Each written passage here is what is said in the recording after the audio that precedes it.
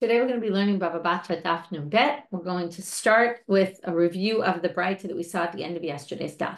So we were discussing issues where perhaps there were wives or slaves that could be concerned that maybe they took money from their master, took money from their husband, and therefore we do not accept the halacha we were discussing now. We discussed some other ones before, but we do not accept pikdonot. If they ask you to watch something, we're concerned that they stole something from their husband or master and don't want you to know about it, right? Don't want them to know. So they're giving it to someone else to watch. So you shouldn't be helping in any sort of way.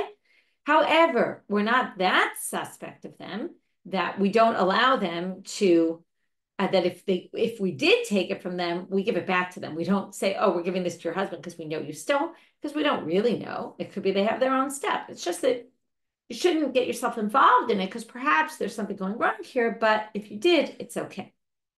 Then we get to this issue of the tinokot, and that's what we're going to start today. You shouldn't accept from young children either, okay? We're worried that maybe the Rashban says that we're talking about tinokot, and we'll see this later, that don't have parents, okay, they're orphans, and they live with other people, and there's concern that they stole from those other people. So now it says here, kibel min hakatan, what if you did anyway accept from them? The problem is you can't give it back to them. Now, why can't you give it back to them? The problem is if you give it back to them, you're supposed to watch something, you took responsibility, and now you're giving it back to someone who isn't old enough to watch over something. So you're basically putting it in a situation where you're not assuming responsibility properly because you're returning it to a bad place. Now, it's a little bit strange. You got it from them. Why? You can't give it back to them? So some people say this isn't actually the law. This is beyond. In other words, by law, you really could return it because they gave it to you. So what if they aren't worthy of watching it? They weren't worthy of watching it before they gave it to you. But some people think it's actually the law, and some people think it's beyond the law. They say, you know what, though, you shouldn't give it back to them because maybe they'll lose it, maybe they'll ruin it. So what should you do? Yaselo skula. You turn it into something that will, and then return it to them later, but something that they'll make something off of it. There'll be proceeds. It'll be, right, that the item won't get ruined over time, and it will be able to make money. But if they die, you can obviously give to those who inherit them because at that point, right, you don't have to worry about giving it back to them. They're no longer alive. Now, all these people, if on their deathbed, they say, they have stuff. This isn't when they ask you to watch the thing. This is, they're on their deathbed and a woman says, for example, oh, I have these nice earrings. Okay, which we'll see a case of that in a minute. They happen to not be mine, meaning my husband shouldn't inherit them, or, they're not really my husband's that he bought for me and that is his possessions, but actually someone else gave them to me to watch. If they say this on their deathbed, they're believed. We do what they said. This belongs to someone, go give it back to them. But even love, but if not, what? So many of the commentaries explain, and based on the next story, if you think they're lying for some reason, you have reason to believe that it's a lie and they just want to avoid their husband getting their possessions, then you can reinterpret their words and basically say, okay, we don't take this seriously and we're giving it to the husband. So here's the case. Debitu, we're going to have two versions of the story. Debitu de Rabba bar bar Chana, the wife of Rabba bar Chana, ki kashachva amra, when she was dying, she said, Hani kife de marto b'dei barta. This jewelry I have, these, I think they're nose rings or rings or something like that, belong to Marta and her grandson. Okay, the grandsons through her daughter. In other words, her daughter's sons. Ata the kamei de Rav. So they brought it before Rav. Rav bar Chana said, what do I do? Do I have to give it back to her? Amar le imehem nalach asek perusha. If you trust her, and this supports the previous reading of the section before, if you believe her, then do what she said. Ilo, aseh perush the perusha, and if not, then reinterpret what she said, and you can keep them. Ve'iga da amre, some people say, the hachi amarla, this is what he said to Rabba bar Chana. I amidalach aseh perusha. If she's amida, now, different interpretations what this is. Often in the Gemara we say, amid is, with an aleph, is a shiur, a rich person. If Marta and the grandsons are wealthy, then it makes sense that this jewelry was theirs. But if not, ilo, then it's unlikely that the jewelry belongs to them, in which case, aseh perush the perusha, you can reinterpret her words and you can keep them for yourself. Now we're going to go back to this line about mina katan yaseh lo skula. What is a skula? My skula. So here, what could you do with it? Rav Chisda amal sefer Torah. You buy a sefer Torah. So that's something that lasts a long time. And if you think about it, it's oseh perot. What does that mean? There's proceeds of it because it can be used for learning. And learning always is a beautiful image. Learning is constantly producing new things. It brings you to new places. There's a lot of rivachim, right? Benefits to it. Rabba barafuna amal dikla da'acha mine tambwe. A real perot, literally fruits. You buy a tree, like a palm tree, which will produce for you dates. Okay, so that's what you do with those nechasim, whatever a child gives you. Instead of returning it, turn it into something that will have future additional value to it. Now we're back to our original Mishnah from Daf Mem Bet about who cannot create a chazaka on what land. So a son, not for his father, and a father, not for his son. If the son's living on the father's, eating produce of the father's for 3 years, and the father doesn't protest, that doesn't create a chazaka, and nor the reverse. So Amar Rav Yosef afilu chalku. Rav Yosef says even if they split financially and one is not dependent, right? The son is not dependent on the father anymore. Still, this halacha is in place because we assume the father doesn't protest because it's his son. Rava amal chalkulo. Now the law is not relevant if they split financially. If a son is not dependent on the father and the son takes the produce for 3 years and the father doesn't protest, for sure that creates a chazaka. And in fact, we're going to see all the opinions going forward all hold like Rava. Amar Rav Yirmiyah Midifti. Aviv Rav Papi Vada Chalkulo Kerava. So Rav Yirmiyah Midifti says that Rav Papi had a case before him, and he ruled like Rava that they were split financially and they were able to create a chazaka, right? One on the other. It doesn't matter which one. Amar Rav Nachman bar Yitzchak. This is going to be a long intro. Rav Nachman bar Yitzchak says, Ishtai li Rav Chia mehormis Ardashir. So Rav Chia comes from Hormes, which is a place in the Hormes that's in Ardashir. Okay, these are locations. Rav Chia told me, this Rav Chia, De'ishte ele Rav Acha bar Yaakov mishmei Rav Nachman bar Yaakov. Okay, so Rav Nachman bar Yitzchak is quoting Rav Chia from Hormes, Ardashir, who's quoting him something that he was told by Rav Chia, by Rav Acha bar Yaakov, who said it in the name of Rav Acha bar Yaakov. Okay, a long-winded, who said what? Halkulo. Okay, it's much shorter what he said. Just like Rava, once they split, there's no, right, the law is not relevant, right? It's tricky because it says no, meaning no doesn't mean you didn't create a chazaka. No means the law that you can't create a chazaka is not relevant for them. And then you could create a chazaka. And in fact, Hilchata, the halacha is Halkulo. And final thing in this, Tanya Namihachi, there's also a braita to support this reading. Ben shechalak v'ishto shenitgarsha harein kishar b'nei adam. If a son split off from the father, or the wife got divorced from the husband, and then they're eating on the other's territory, they can create a chazaka. Okay? Tough. Itmar. Now we're going to have another case. We have brothers who inherited their father's estate, and one of the brothers is managing the estate. We haven't split up the estate. One of them is managing all the communal funds. And the next thing we know, this one brother who's, okay, this is what we're always concerned about, money laundering. So this brother now all of a sudden pulls out, he has a loan out in his name, that he loaned money to someone in his name. He had cash and he sent it to, and he gave it to someone to borrow. That's a shtar. Onot ar shtarei mechira. He bought a house with his money and it's in his name only, not in the name of the estate. Here is a little bit tricky because from where does he have money? So he claims, Amal shelihen shenafluli mi beit avi iman. We're assuming these sons share the same father. They all inherit together. He claims his mother, who wasn't the same as the other one's mothers, had an inheritance from her father that got passed down to him. And he basically inherited other money. And that's what this is from. That's his claim. Question is he lying? Is he laundering money from the father's estate just in his own name? Or does he really have other money?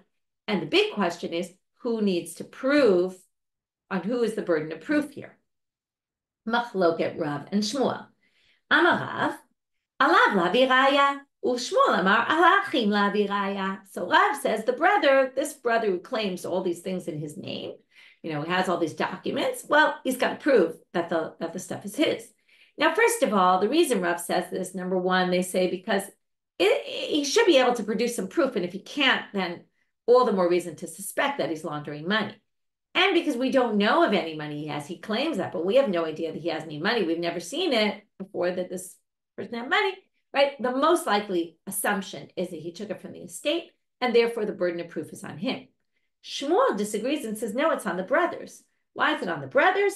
Because there's a star in his name. In other words, in the end, we have a written document that says it was his. And why should he have to prove where he's got money from, right? That's not anyone else's business. It could be he has money. And therefore, we have to, we're going to basically put the burden of proof on the brothers.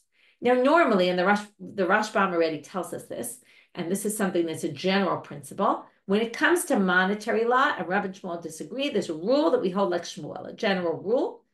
In Isur v'Heter, like things are forbidden and, right, like Tuma and Tara and Kashrus and all other things, right, like Isur v'Heter things, we paskin like Rav.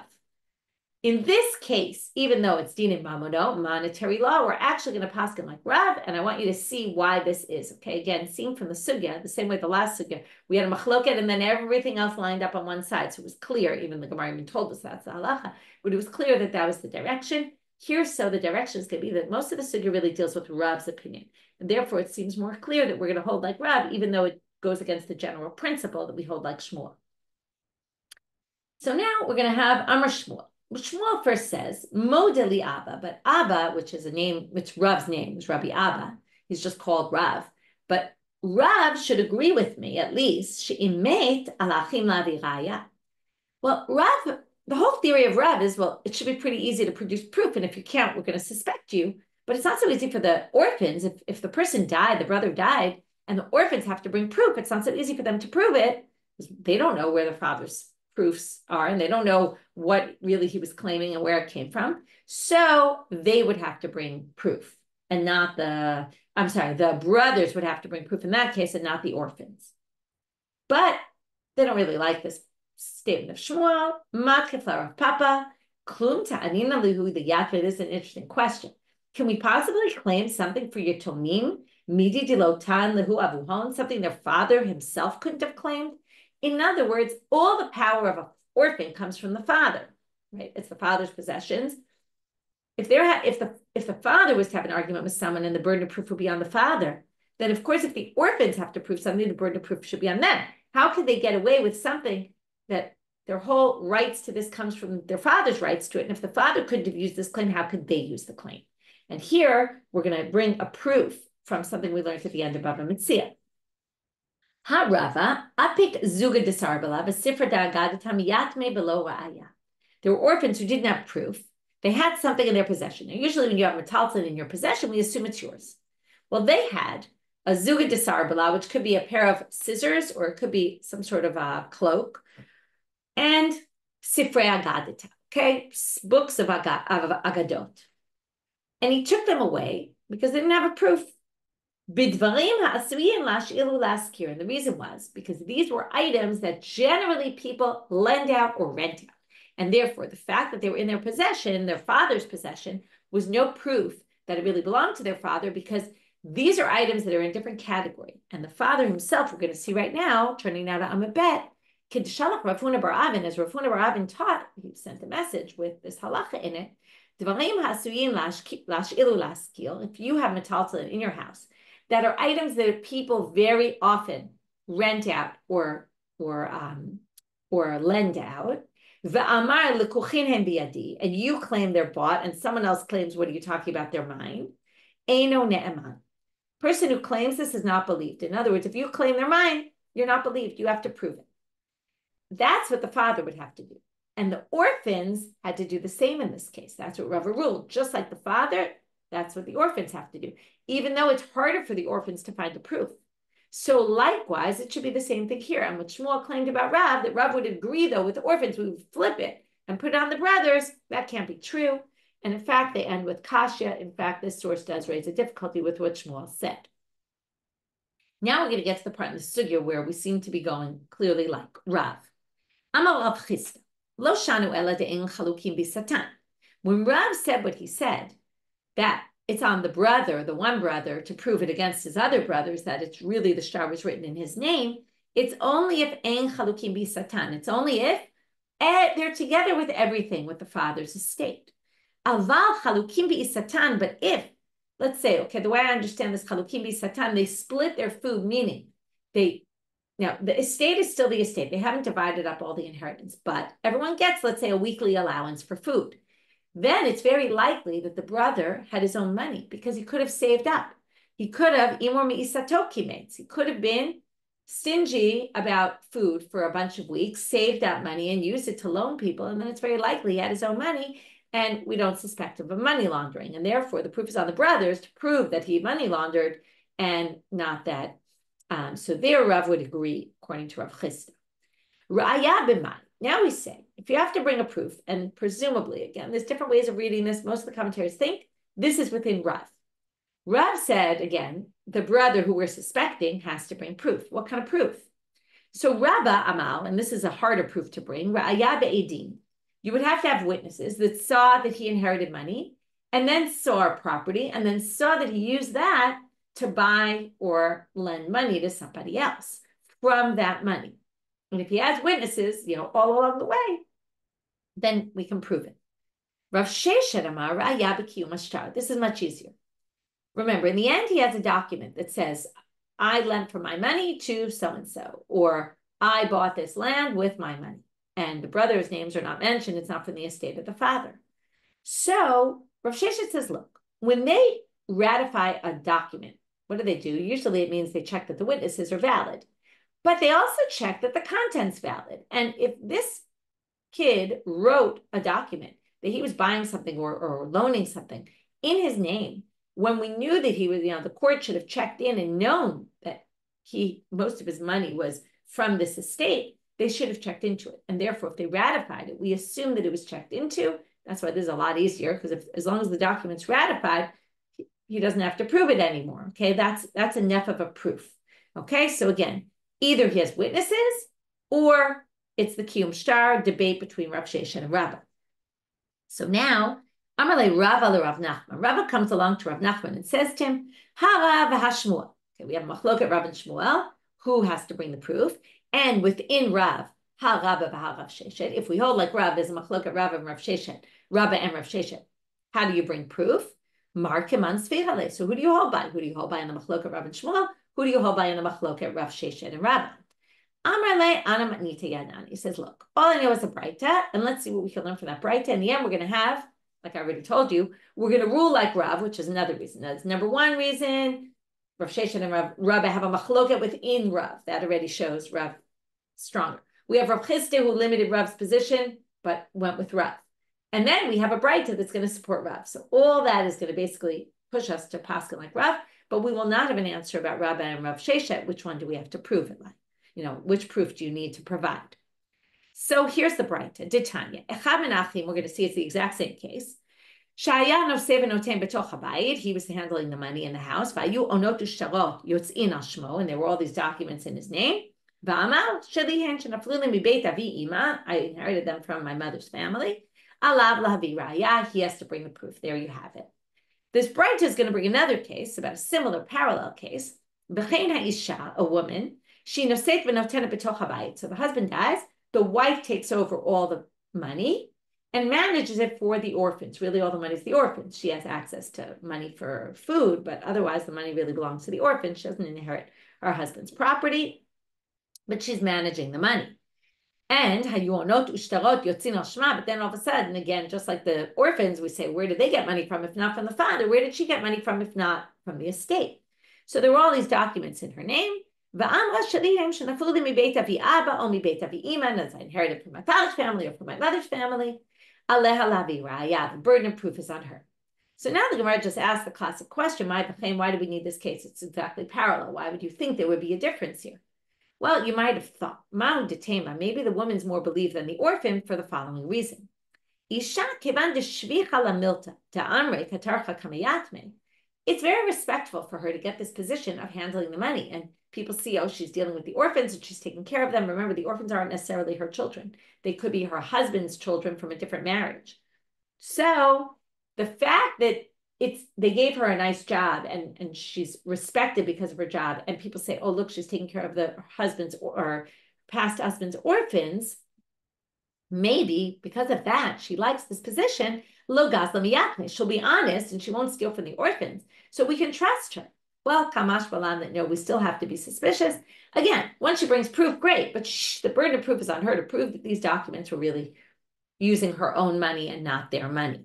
Again, this shows, just like nowadays, you're very often concerned that someone's taking money out of somewhere that they have access to and could be misusing funds, right? There's always a big concern about this. Now we get to the next line, the Mishnah, which is a bit confusing, but we explained it pretty well then, but the Gemara is going to, as if like they don't really understand it that way, they're going to ask a question, then they're going to understand it the way we did when we read the Mishnah.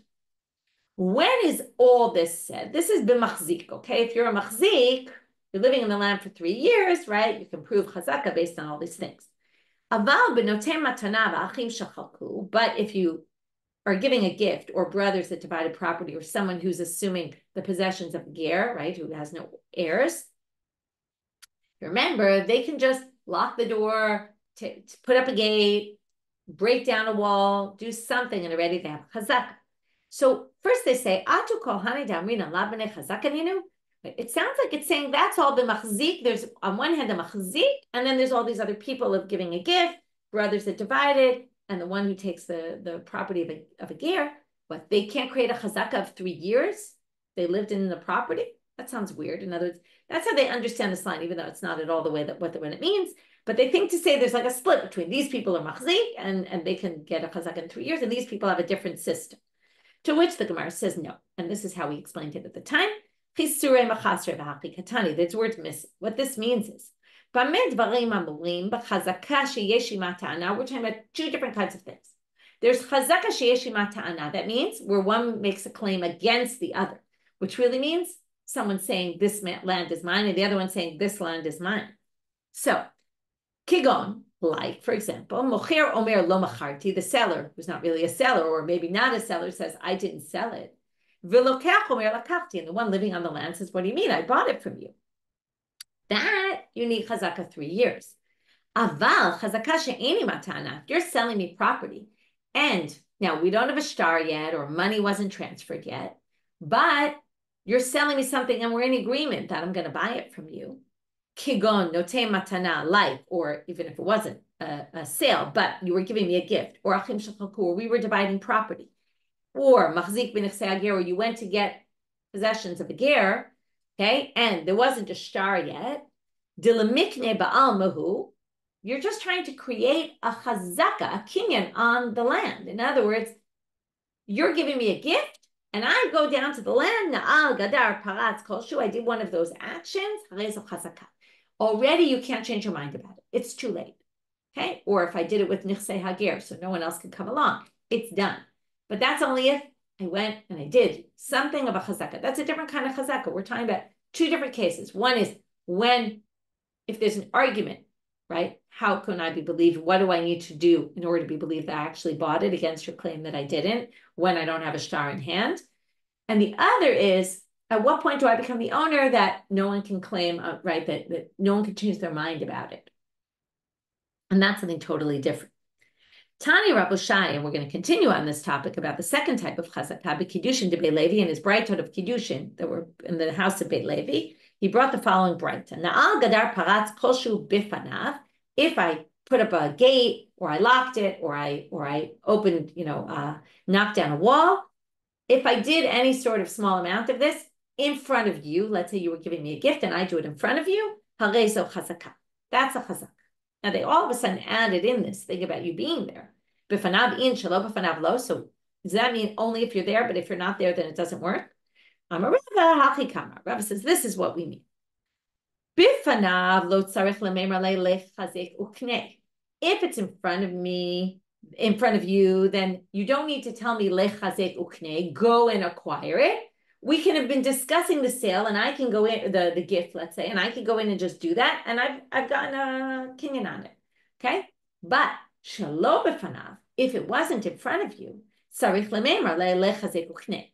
If I didn't do it in front of you, Only if you said the words before, go and acquire, with the words kne chazeh and kne, then it will work. But if you didn't say those words and I just went and put a door in and you weren't there, well, maybe you didn't see it. And if you had seen, you would have said, what do you mean? I didn't sell it to you yet. Then it doesn't work. Okay, so what did we see today? That's the end of our daf. We saw about the case of the katan and the skula, that you can't return it to the katan because they're not responsible if they gave you something, but right, you turn it into a skula, into something that will either a Torah or a tree, something that will produce more. And we saw the case of if one of these people says on their deathbed, this item belongs to someone else and not the husband or the master or something like that, or the people of the house if it's the minder, then we believe them only if they seem to be trustworthy. If we have reason to believe that they were lying, then we don't believe them. Then we had about the father and the son, and we had a whole debate, but we poskined that if they already split and they're not financially dependent, then you can actually create a chazaka one on the other. And then we got to this case about the brother that was managing the money of the others and the concern of money laundering, and who is the burden of proof. So ben Machloka Rav and Shmuel, and then within Rav had a whole bunch of things. Either the limitation of Rav Chisda, we saw the Machloket Rabba and Rava about Rabba and Rav Sheshet about how you prove it.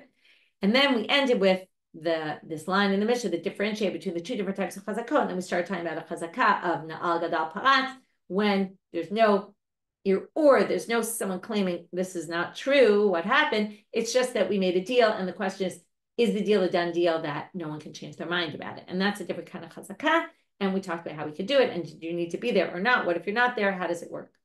That's it for today. Wishing everyone a Shabbat Shalom.